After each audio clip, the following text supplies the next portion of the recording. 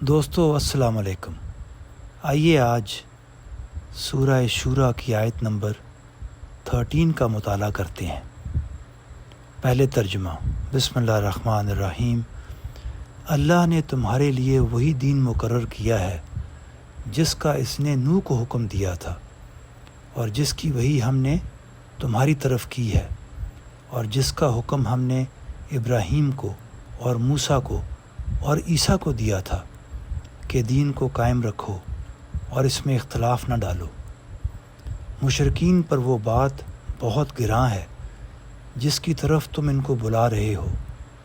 اللہ جس کو چاہتا ہے اپنی طرف چن لیتا ہے، اور وہ اپنی طرف ان کی رہنمائی کرتا ہے جو اس کی طرف متوجہ ہوتے ہیں۔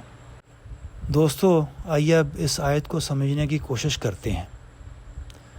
تمام انبیاء ایک ہی پیغام لے کر آئے تھے، یعنی صرف ایک اللہ کی عبادت کرو، جسے ہم توحید کہتے ہیں۔ لیکن دوستو، وقت کے ساتھ ساتھ ان کے ماننے والوں نے اپنا مرکز توجہ بدل دیا، یعنی اللہ کی بجائے انہوں نے دوسرے لوگوں یا چیزوں کو اہمیت دینا شروع کر دی، جیسا کہ کوئی بزرگ یا نسل، حتیٰ کہ خود نبیوں کو بھی۔ دوستو، یہ مرکز توجہ کی تبدیلی بعد میں، یعنی دا سینٹر آف فوکس کی جو تبدیلی ہے، یہ بعد میں اختلافات، فرقوں اور دین کی خرابی کا سبب بنی۔ مثال کے طور پہ عربوں نے اپنے نیک بزرگوں کی یاد میں ان کے بت بنا لیے اور انہیں پوجنے لگے۔ یہودیوں نے اپنی نسل کو خاص سمجھا، اسی وجہ سے انہوں نے آخری پیغمبر کو قبول نہ کیا کیونکہ وہ ان کی نسل سے نہ تھے۔ عیسائیوں نے حضرت عیسیٰ کو اللہ کا نبی ماننے کے بجائے اللہ کا بیٹا بنا دیا اور اس غلط عقیدے کو اپنے دین کا مرکزی حصہ بنا لیا۔ دوستو، اللہ ہم سے صرف یہی چاہتا ہے کہ ہم خالص توحید پر قائم رہیں، یعنی ہماری تمام تر توجہ صرف ایک اللہ پر ہو، یعنی وننس آف گاڈ۔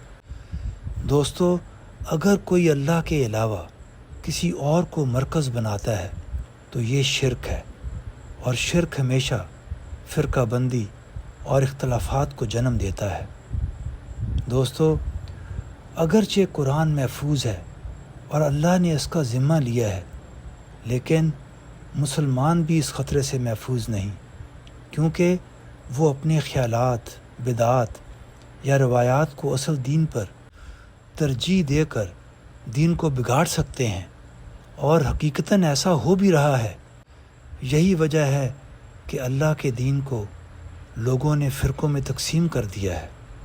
تو دوستو، میں بات ختم کرنے سے پہلے آپ کو اس آیت کا جو جسٹ ہے، جو اس کا پیغام ہے، دوبارہ سمرائز کر دیتا ہوں۔ اللہ تعالیٰ اس آیت میں ہمیں بتا رہے ہیں کہ سچا دین وہ ہے جس میں صرف اللہ کو مرکز بنایا جائے۔ جب ہم اللہ کی بجائے کسی اور کو اہمیت دیتے ہیں تو ہم سیدھے راستے سے ہٹ جاتے ہیں۔ تو دوستو، آج کے لیے اتنا ہی بہت۔ سننے کا شکریہ۔ السلام علیکم۔